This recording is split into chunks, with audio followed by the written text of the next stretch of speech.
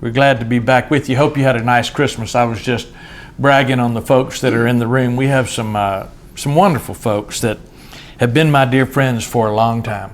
And in truth, and I think we all ought to think like this. I don't think of them as church members. We don't think like that. I think of them as family. I know all of their children.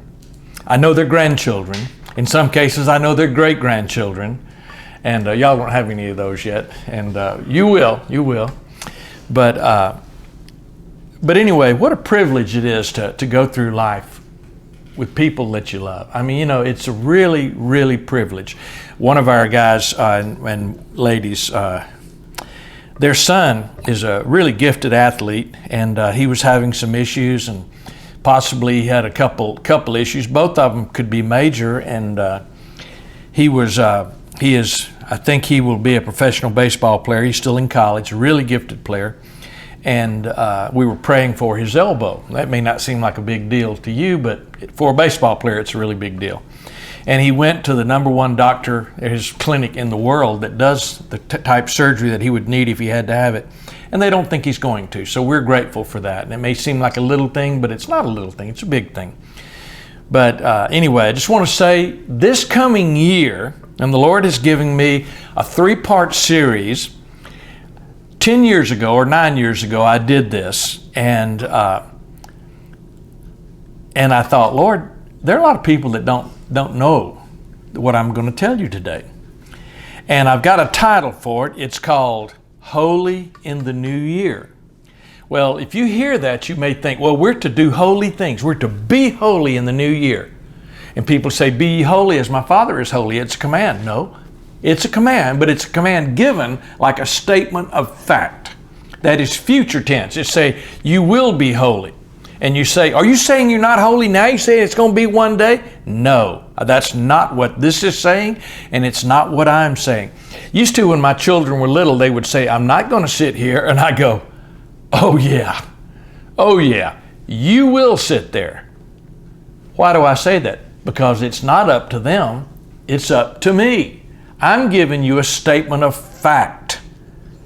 I say to you, you will be holy. Why will you be holy in the new year? Because you're holy now. Okay. Watchman Nee said this. And he said, I'm going to quote Watchman Nee, and then we're going to talk for a while. In Ephesians chapter 1, it says Ephesians chapter 1 speaks of His choice of us according to the good pleasure of His will. When we think of Adam's fall and our own sin, and of the meagerness of our response to Him, who by the grace of God tasted death for every man, we're wholly amazed at this. That's W-H-O-L-L-Y, or O-L-Y. Amazed at this. Can these things be? We ask ourselves. It is well then to be reminded that even the death of a sparrow, too trifling for us to note, is a thing of which God takes account. The Creator of the whole universe has a will regarding even one sparrow. Fear not, therefore, you are of more value than many sparrows. And I have some questions that I want to ask. Does God love the world? Yes, He does. Does God love the people in the world? Yes. Yes, He does. Does God love all the people in the world? Yes. Did Jesus die, and was He buried, and was He raised for the sin of the world?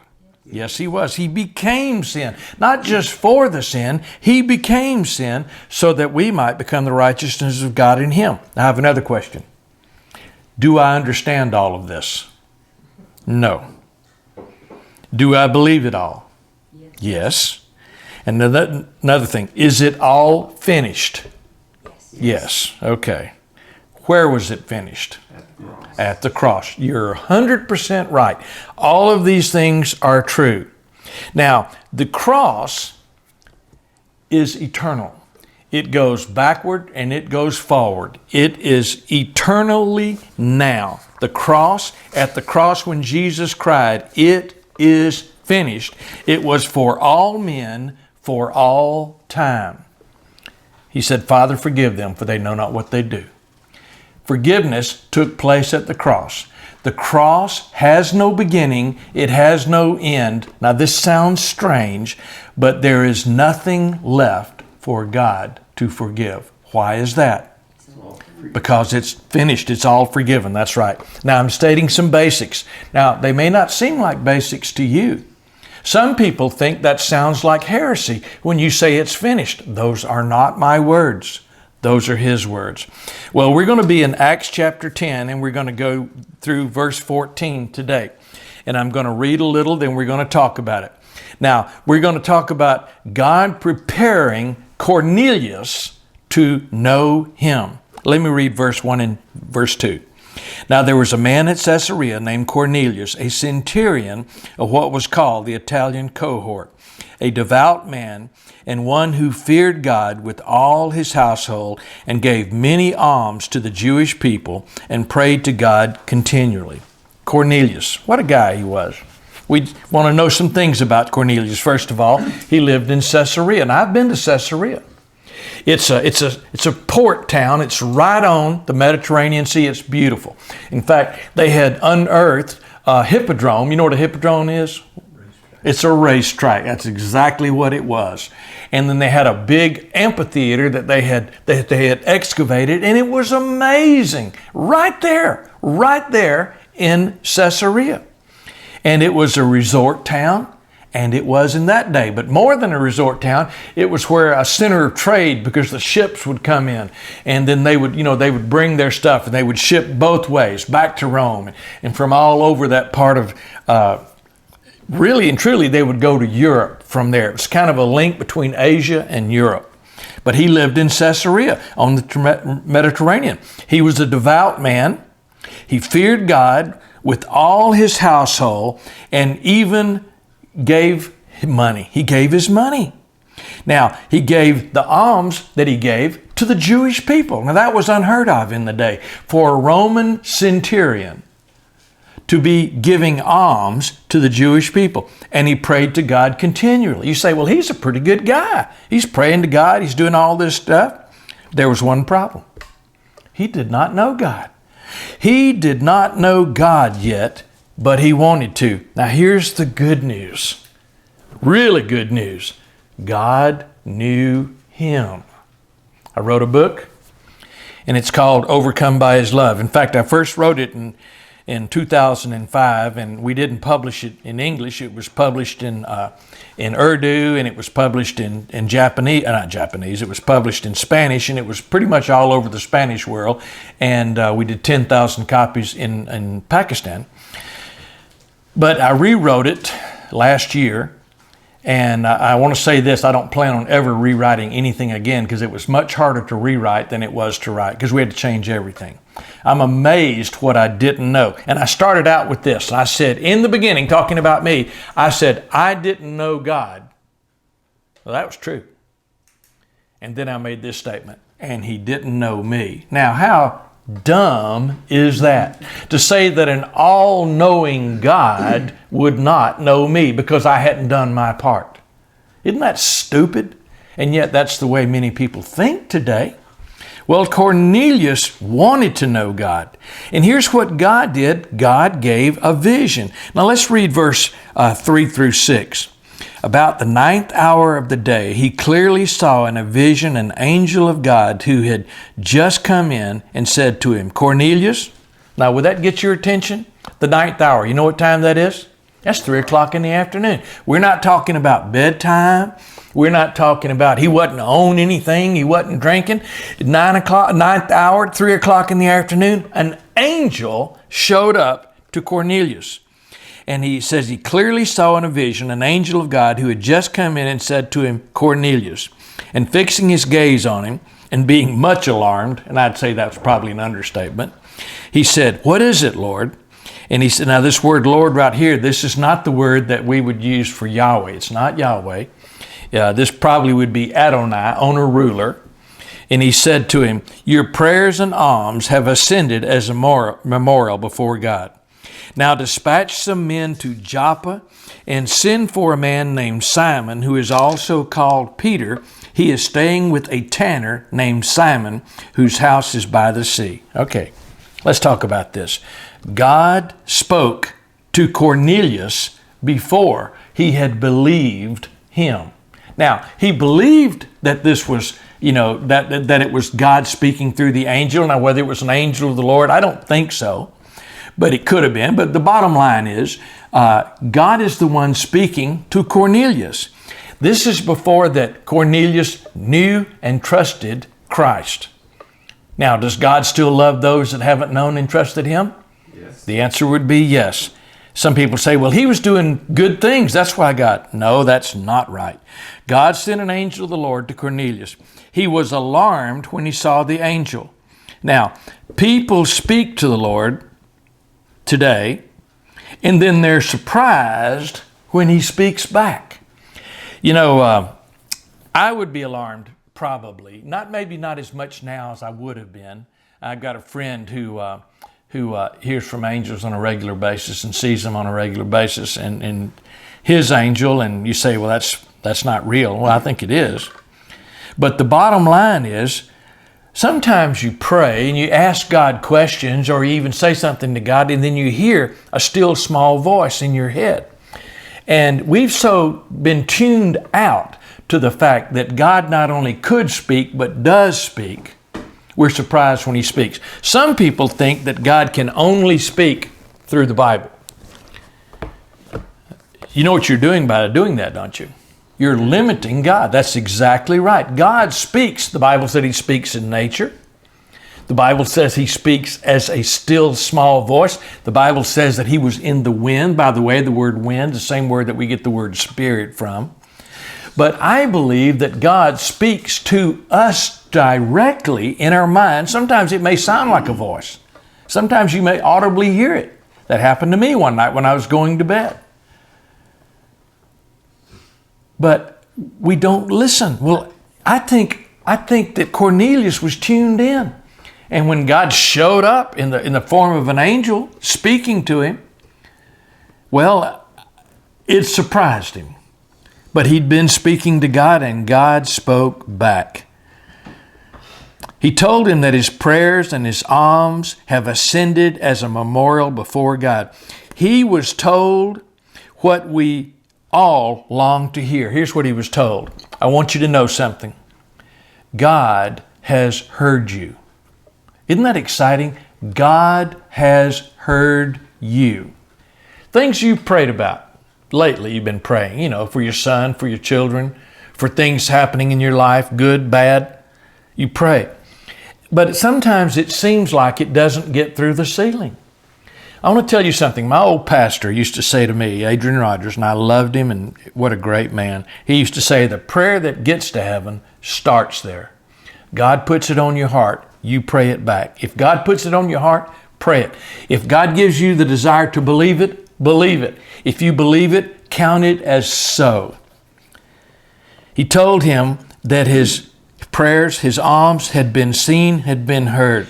Now, this was not saying that if you give to God, you give money to God, give things to people, God will answer your prayers. This is horrific. Sometimes people have the idea that God is going to bless according to how you act. Horrific, not right. Now, this is a result of a heart that wants to know God and is putting his money where his mouth is. Isn't it amazing that when God gets your heart, basically, when he reveals to you how much he loves you and you love him, giving's not an issue. With him, it was not an issue. He was doing this because he wanted to. But he said it was a memorial before God. And this was done in honor of God and not in honor of man. Well, I want to say this about memorials. And this is just Craig Snyder speaking here. We don't need any more memorials to man in a church. We don't need any more songbooks with somebody's name in it. So-and-so gave the money for this songbook. We don't need any more memorial bricks on the path at the church. We don't need any more memorial windows. And we don't need any more memorial pews with anybody's name on it. We don't need any of that. And I think that's a bad precedent to set, but it's been set. So that is not what Cornelius was doing. in verse 5 and 6. He spoke specifically to him. He told him, now this is going to sound strange for people today. Sometimes God speaks specifically to you, and it sounds so simple, you think that can't be God, that's got to be me. I've had that same thought. And I say, Lord, is that you or is that me? Because it sounds like me. And one time he spoke back to me and he said, we think alike now. But he told Cornelius what to do. He told him who to send.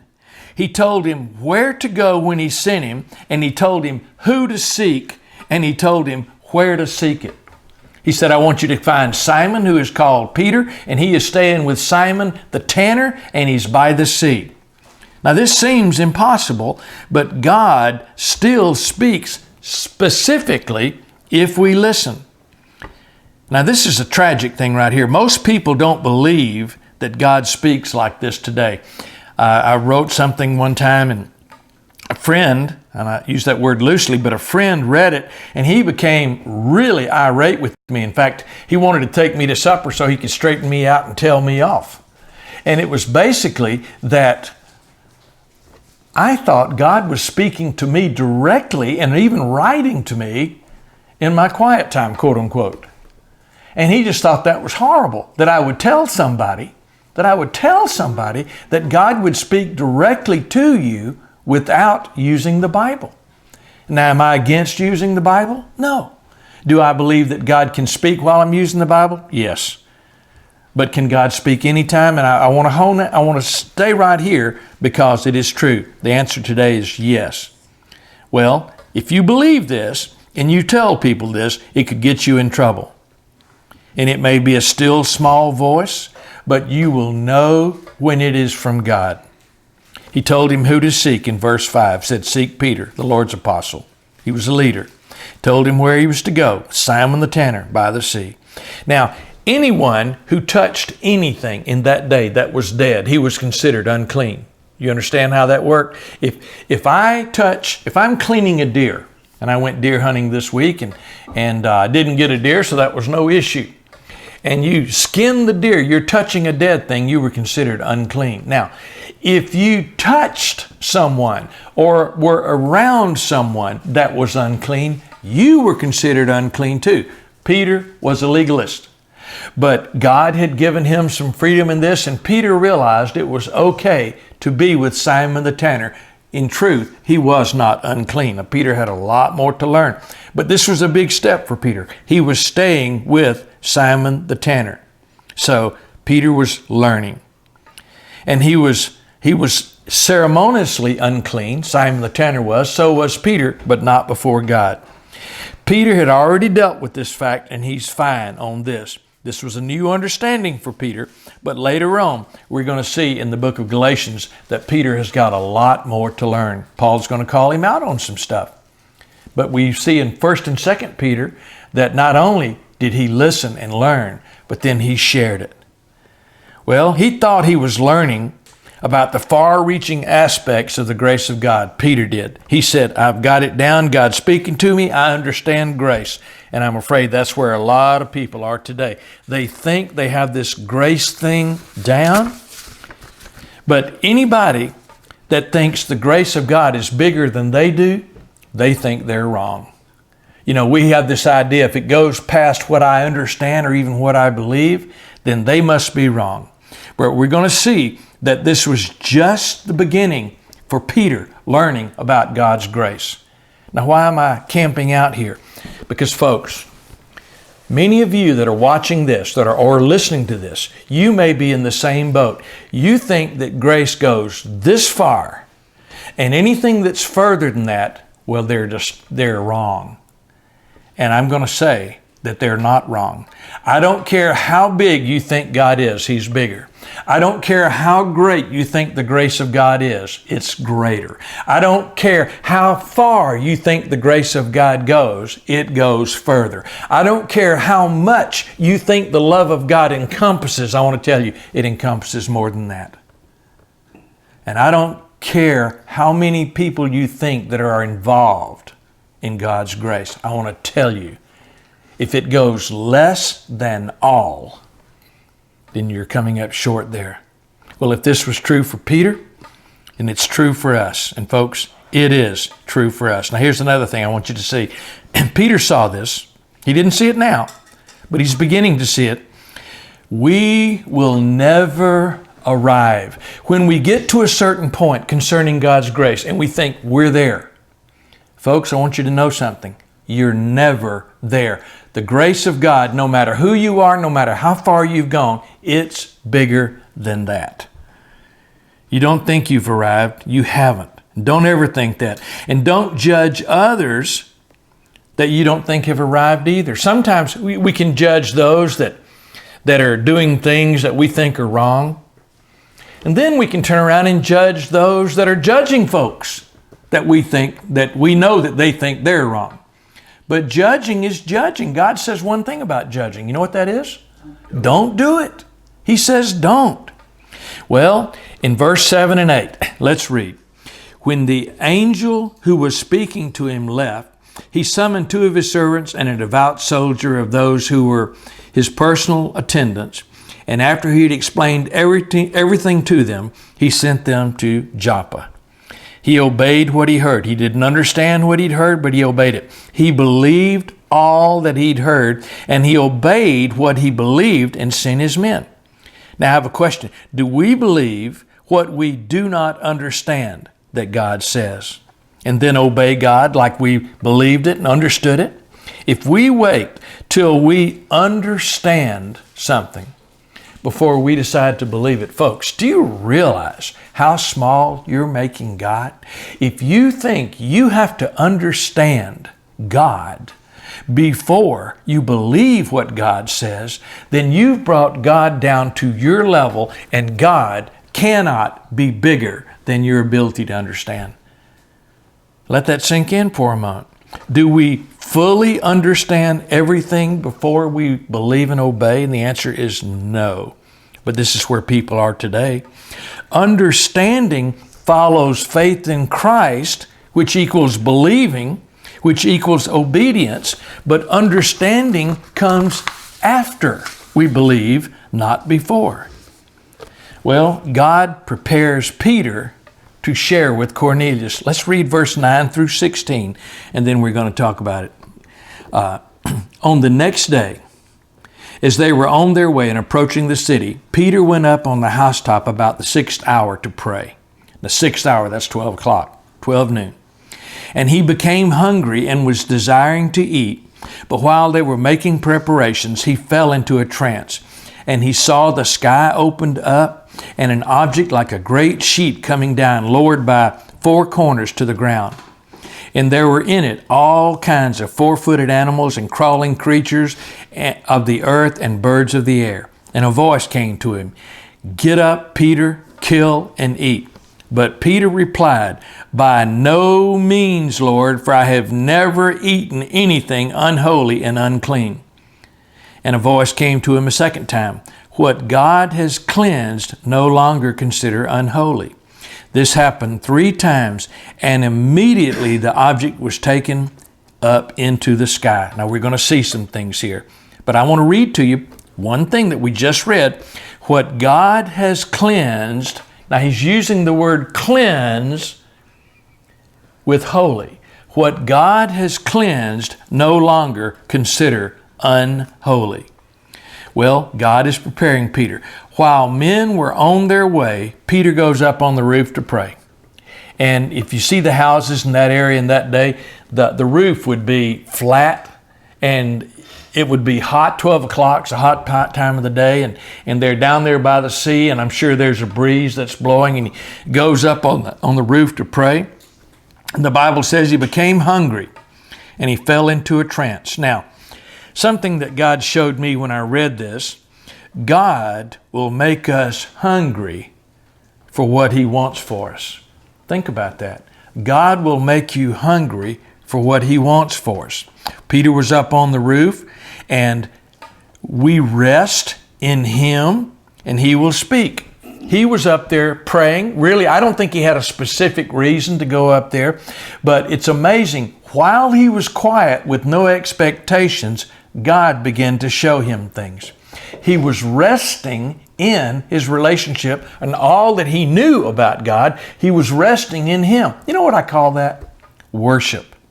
Sometimes people think that if you're not jumping up and down, if you don't have your hands up in the air, if you're not looking up, or if you're not looking down, or if you're not doing something, it's not true worship. And that's wrong. Worship is not what we do. Worship is a state. It is a state when we understand our identity in Christ.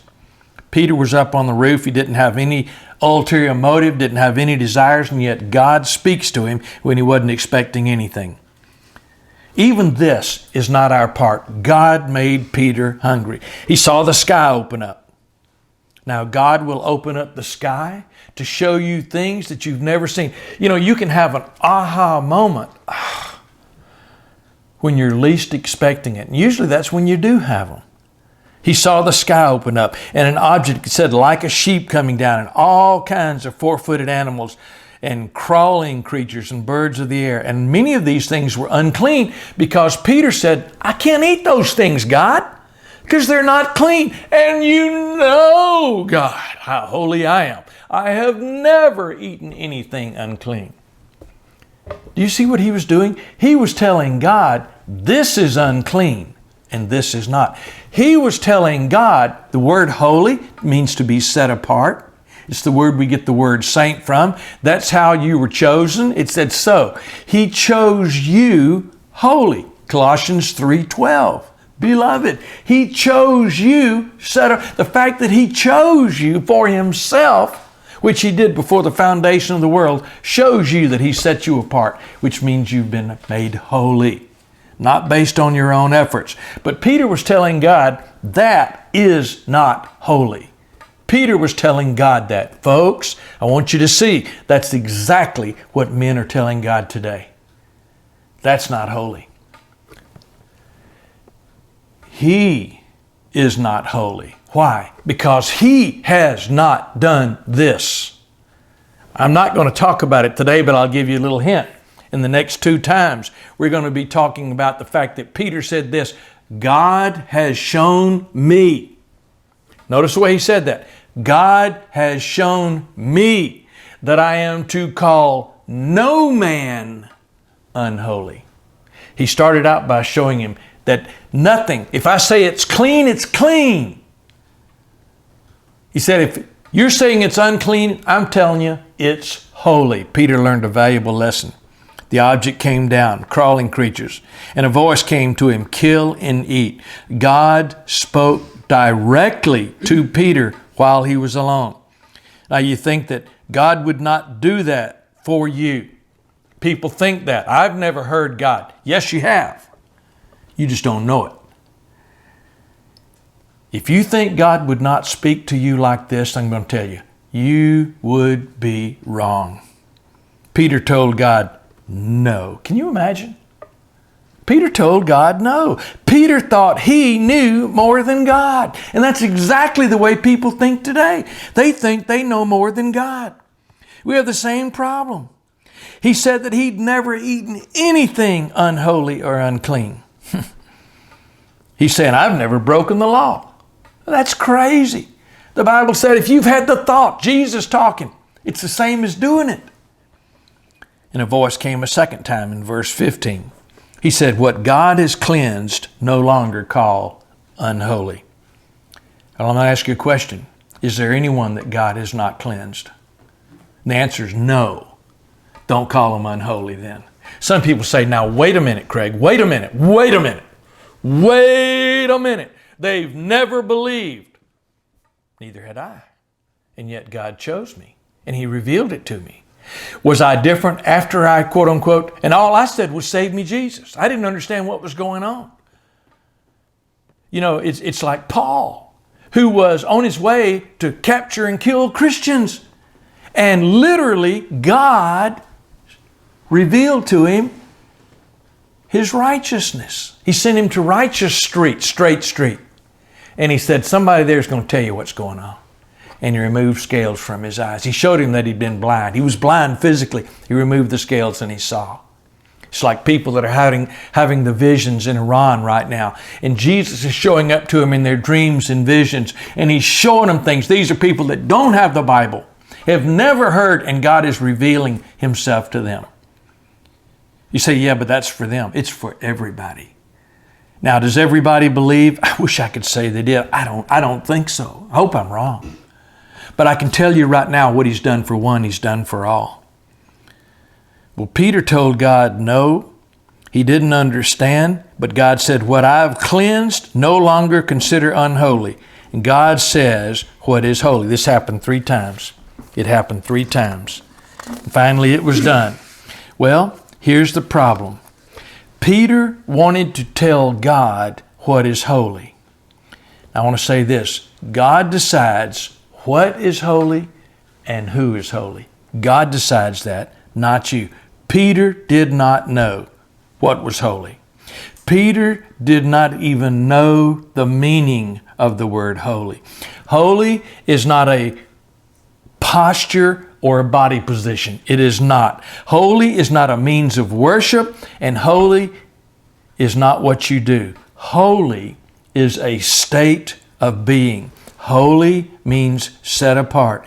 God chose you and He set you apart for His own will. Just like Watchman Nee said, what I read in the beginning. In Ephesians 1, it shows by His will, God chose you before the foundation of the world. And by the way, that word you, it applies to all. It's plural. God was saying to Peter, I will set apart who and what I will. And later we'll see that God is going to show him. He's going to show him, and then Peter's going to share it. Now, to be set apart or to be holy is to be a saint, which also means to be set apart. I want to clear that up. That's where we're going. It's all God. It has nothing to do in any way with man. God's grace to man, to you, to people that you don't know, to people that you don't think deserve it. God's grace is much bigger than you think. Sometimes, many times, man does not like who or what has been set apart by God. But God sets apart for Himself. When we see men doing wicked things, there was somebody over the Christmas time that in one of the African countries, this ISIS leader cut off 12 Christians' heads. That's horrible. That's unbelievably wicked. Is it terrible? It's beyond terrible. Do we need to stop it? I want to stop it. But I'm telling you, now this is something I do not understand. The man that did that was no more unholy than the Apostle Paul, because those are the exact same kind of things the Apostle Paul was doing.